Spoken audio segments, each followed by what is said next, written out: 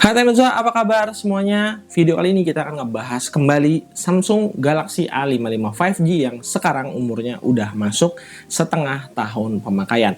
Video ini dibuat pada September 2024 dan saat ini smartphone ini udah menggunakan One UI 6.1 dan yang paling penting harganya udah ngedrop lumayan signifikan. Kita bakal bahas lebih detail gimana sih user experience atau pengalaman penggunaan dari HP yang satu ini dan apakah smartphone ini mulai keteteran sama serangan-serangan HP-HP mid-range dari kompetitornya. So langsung aja kita mulai, tapi jangan lupa nanti support terus channel ini di akhir video. Let's go!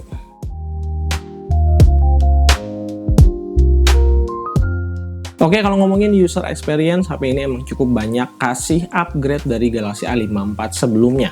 Untuk masalah bug dan optimalisasi Galaxy A55 kelihatan lebih matang dan lebih siap pakai dalam banyak hal, baik sisi hardware maupun di sisi software.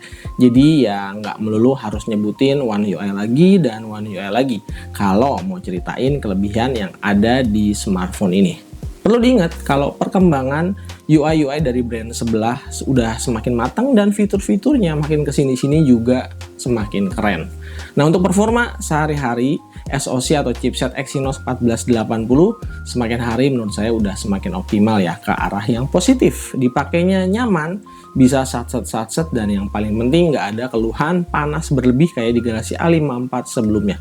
Pokoknya HP ini tuh bisa dibilang smartphone yang adem dan menyenangkan buat dipakai sebagai daily driver sehari-hari. Saya nggak akan ragu deh untuk rekomendasiin HP ini untuk bisa bersaing sama kompetitor yang lain. Misalnya Xiaomi 13T, Poco F6, atau bahkan Vivo V40 yang baru aja dirilis kemarin. Salah satu poin positif yang saya rasain kalau sebelumnya main game di Galaxy A series biasanya kayak dijadiin anak tiri, sekarang beda ceritanya. Untuk game-game MOBA favorit kayak Mobile Legends atau Honor of King, semua setup rata kanannya udah kebuka, gameplaynya juga mantep banget, rata-rata FPS-nya bisa dapat 120 FPS dan sama sekali nggak nemu overheating yang berlebihan selama hampir setengah jam main, bahkan di luar tanpa AC sekalipun. Kalaupun harus digeber main Genshin Impact di settingan grafis medium, Galaxy A55 ini masih bisa dapat angka FPS mendekati 50-an dengan suhu yang relatif aman, nggak sampai 45 derajat Celcius. Nah, buat yang mungkin belum tahu, walaupun tanpa embel-embel gaming, Galaxy A55 ini punya fitur bypass charging yang bisa dipakai ketika main game dengan syarat chargernya harus support power delivery.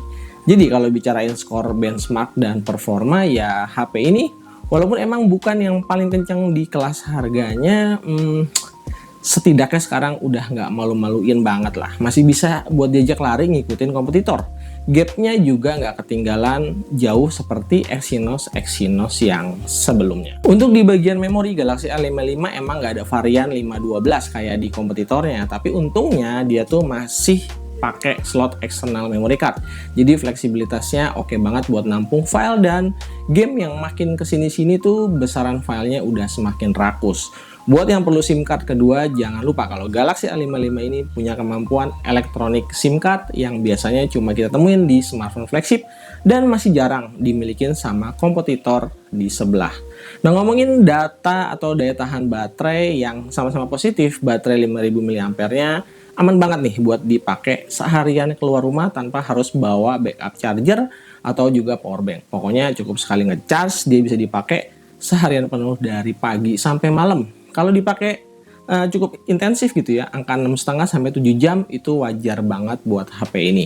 Walaupun ya PR-nya tetap aja sih ada di kecepatan charger 25 wattnya. Semoga aja di Galaxy A56 bisa di-upgrade jadi 45 watt kayak di seri S.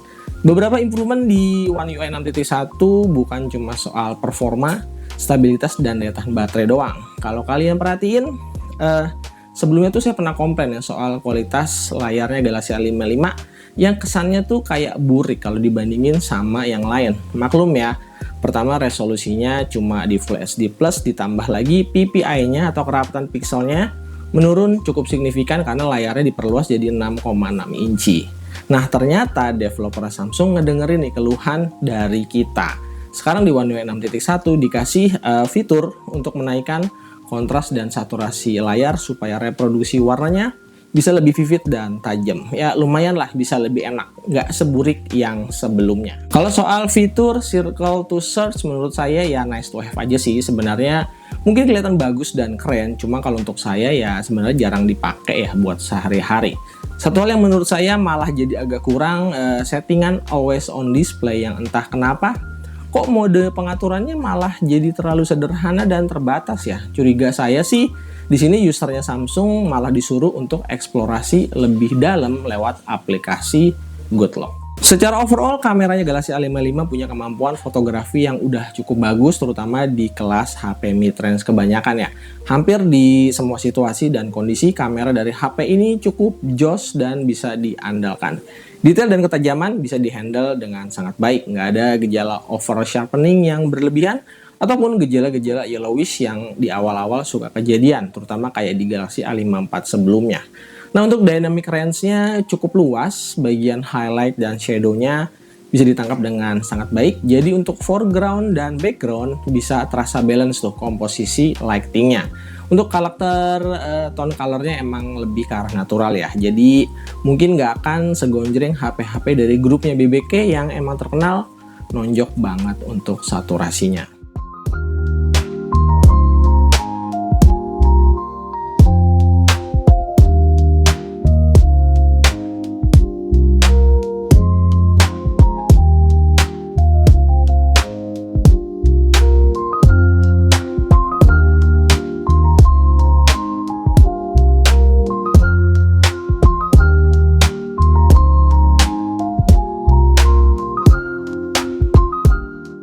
Well, paling yang masih terasa agak kurang hanya di bagian kamera selfie-nya aja sih, yang terasa B aja gitu. Untuk ukuran smartphone mid-range seharga 5 jutaan. HP lain masih lebih bagus lah. Oke, sekarang ini video di 4K 30 fps, masih di koridor hotel ya. Jadi kelebihan Samsung ini bisa pindah-pindah lens kamera ultrawide, kita balik ke kamera utama. Bisa lihat di sini. Untuk dynamic range-nya ini udah peningkatan yang signifikan banget ya. Foreground dan background-nya hasilnya tuh bagus. Terus bisa lihat di sini posisi dari gelap ke terangnya juga udah semakin oke. Kita juga bisa pindahin ya ke kamera depan. Oke, kayak gini.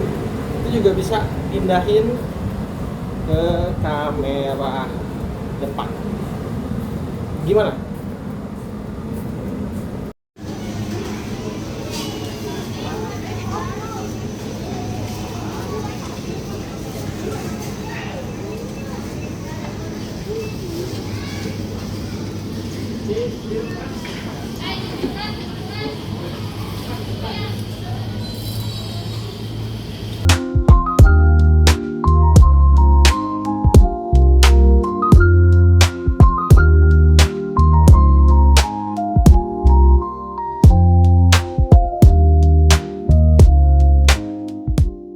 Oke, kesimpulan kita secara overall Samsung Galaxy A55 saya setuju banget kalau dinobatkan sebagai salah satu atau bahkan rajanya HP mid-range all-rounder saat ini. Poin per poin yang dikasih tuh hampir semuanya bisa dapat checklist untuk beragam kebutuhan ya, mulai dari produktivitas, hiburan, kamera, sampai ke gaming sekalipun.